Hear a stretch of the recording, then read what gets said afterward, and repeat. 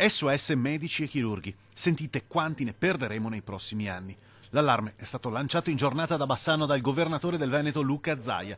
Senza ricambio l'emorragia potrebbe essere pesantissima. Guardi, questo è il vero tema, è l'attualità di oggi, cioè il fatto che mancheranno 56.000 medici e il fatto che dobbiamo chiedere al governo di fare dei provvedimenti urgenti affinché i nostri ragazzi che sono all'università vadano direttamente in corsia. Non possiamo ancora bloccarli per 2 o 3 anni per la scuola di specializzazione, perché altrimenti finisce che medici non ne abbiamo veramente più. 1500 professionisti a livello nazionale già nei prossimi mesi potrebbero andare in pensione con quota 100. Questa è la vera emergenza dunque.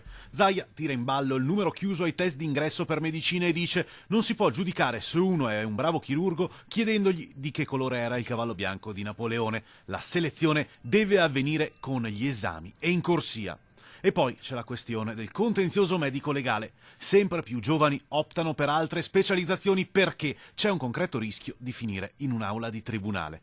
E qui Zaia lancia un appello: rispettate medici, infermieri e operatori sanitari. Chi è causa del suo mal pianga se stesso. Basti pensare, se noi cittadini continuiamo tutti a pensare che ogni volta che qualcuno ti eroga un servizio guardi e cerchi di capire se puoi fargli causa per un aspetto di quel servizio, finisce che gli ospedali si svuoteranno. I cittadini non hanno capito. Se continuiamo a pensare che dall'altra parte del banco il medico sia un delinquente,